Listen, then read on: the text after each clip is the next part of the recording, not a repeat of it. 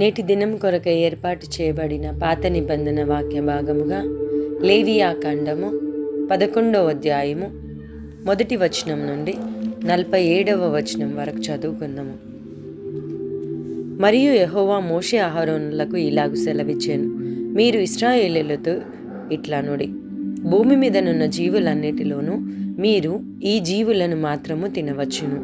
జంతువులలో ఏది డెక్కలు గలది నెమరు వేయునో దాని తినవచ్చును, గాని నెమరు వేయి వాటిలోనూ 2 డెక్కలు గల వాటిలోనూ వీటిని తినకూడదు. ఒంటె నెమరు వేయును గాని దానికి 2 డెక్కలు లేవు గనుక అది మీకు అపవిత్రము. పొట్టి కుందేలు నెమరు వేయును గాని దానికి 2 డెక్కలు లేవు గనుక అది మీకు అపవిత్రము. కుందేలు నెమరు వేయును గాని దానికి 2 డెక్కలు లేవు గనుక అది మీకు అపవిత్రము. పంది విడిగా నుండు 2 రెక్కలు గలది గాని అది నెమరు వేయదు గనుక అది మీకు అపవిత్రము. వాటి మాంసమును మీరు తినకూడదు, వాటి కాలేబరములను ముట్టకూడదు, అవి మీకు అపవిత్రములు. జలచరములన్నిటిలో వీటిని తినవచ్చును. సముద్రంలోనేమి నదులలోనేమి ఏ నీళ్లలోనేమి వేటికి రెక్కలు పొలుసులు ఉండునో వాటిని తినవచ్చును. సముద్రములలోనేమి నదులలోనేమి సమస్త జలచరములలోనూ సమస్త జలజంతువులలోనూ వేటికి రెక్కలు పొలుసులు ఉండవో అవన్నీ మీకు హేయములు. అవి మీకు హేయములుగానే ఉండవలెను. వాటి మాంసమును తినకూడదు, వాటి కాలేబరములను హేయములుగా ఎంచుకొనవలెను.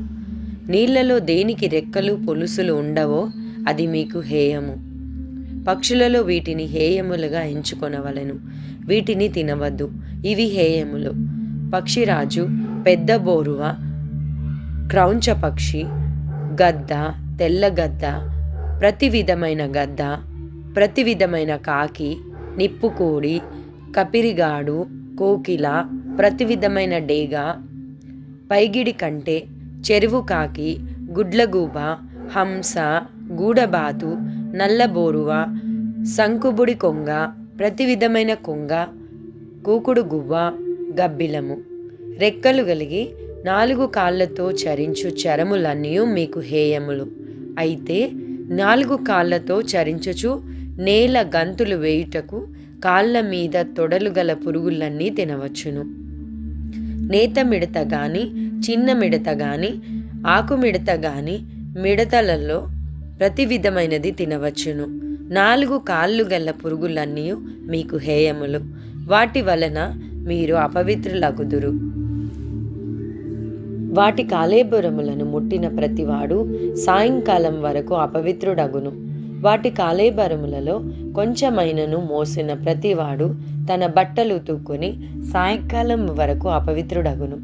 2 డెక్కలు గల జంతువులన్నిటిలో విడిగా చీలిన డెక్కలు లేకయు నెమరు వేయకయు నుండునవి మీకు అపవిత్రములు. వాటి కాలేబరములను ముట్టిన ప్రతివాడు అపవిత్రుడగును. 4 కాళ్లతో నడుచు సమస్త జీవరాశులలో ఏవి అరకాలితో నడుచునో అవన్నీ అపవిత్రములు. వాటి కాలేబరములను ముట్టిన ప్రతివాడు సాయంకాలము వరకు అపవిత్రుడగును.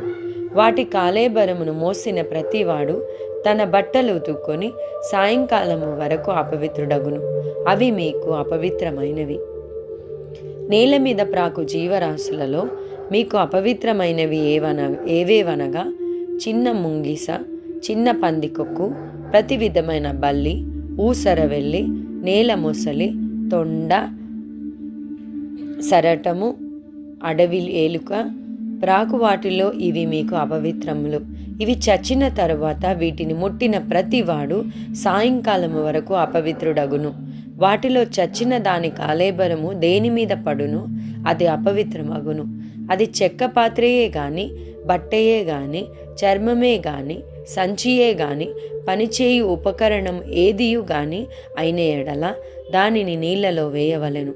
అది సాయంకాలము వరకు అపవిత్రమైనదై ఉండును. తరువాత అది పవిత్రమగును. వీటిలో ఏదైనను మంటి పాత్రలో పడిన ఎడల దానిలోనిదంతయు అపవిత్రమగును. మీరు దానిని పగలగొట్టవలెను. తినతగిన ఆహారము మంతటిలో దేని మీద ఆ నీళ్లు పడునో అది అపవిత్రమగును. అట్టి పాత్రలో తాగిన ఏ పానీయమును అపవిత్రము. వాటి కాలేబరములలో కొంచెము దేని మీద పడునో అది అపవిత్రమగును. అది పొయ్యి అయినను కుంపటి అయినను దానిని పగులగొట్టవలెను. అవి అపవిత్రములు, అవి మీకు అపవిత్రములుగా ఉండవలెను. అయితే విస్తారమైన నీళ్లు గల ఊటలో గాని గుంటలో గాని కాలేబరం పడినను ఆ నీళ్లు అపవిత్రములు కావు గాని ఆ కాలేబరమునకు తగిలినది అపవిత్రమగును. వాటి కాలేబరములలో కొంచెము విత్తుకట్టు విత్తనముల మీద పడినను అవి అపవిత్రములు కావు గాని ఆ విత్తనముల మీద నీళ్లు పోసిన తర్వాత కాలేబరములలో కొంచెము వాటి మీద పడిన ఎడల అవి మీకు అపవిత్రములగును. మీరు తినదగిన జంతువులలో ఏదైనాను చచ్చిన ఎడల దాని కాలేబరును ముట్టువాడు సాయంకాలం వరకు అపవిత్రుడగును. దాని కాలేబరములో ఏదైనాను తినివాడు తన బట్టలు ఉతుక్కొని సాయంకాలం వరకు అపవిత్రుడగును. దాని కాలేబరమును మోయువాడు తన బట్టలు ఉతుక్కొని సాయంకాలము వరకు అపవిత్రుడగును. నేల మీద ప్రాకు జీవరాశులన్నీ హేయములు, వాటిని తినకూడదు. నేల మీద ప్రాకు జీవరాశులన్నిటిలో కడుపుతో చరించు దానినైనను 4 కాళ్ళతో చరించు దానినైనను చాలా కాళ్ళు గల దానినైనను మీరు తినకూడదు, అవి హేయములు. ప్రాకు జీవరాశులలో దేనినైనను తిని మిమ్మును మీరు హేయపరచుకొనకూడదు. వాటి వలన అపవిత్రులగునట్లు వాటి వలన అపవిత్రత కలుగు చేసుకొనకూడదు. నేను మీ దేవుడనైన యెహోవాను, నేను పరిశుద్ధుడను గనుక మీరు పరిశుద్ధులై ఉండునట్లు మిమ్మును మీరు పరిశుద్ధపరచుకొనవలెను. నేల మీద ప్రాకు జీవరాశులలో దేని వలననో మిమ్మును మీరు అపవిత్రపరచుకొనకూడదు.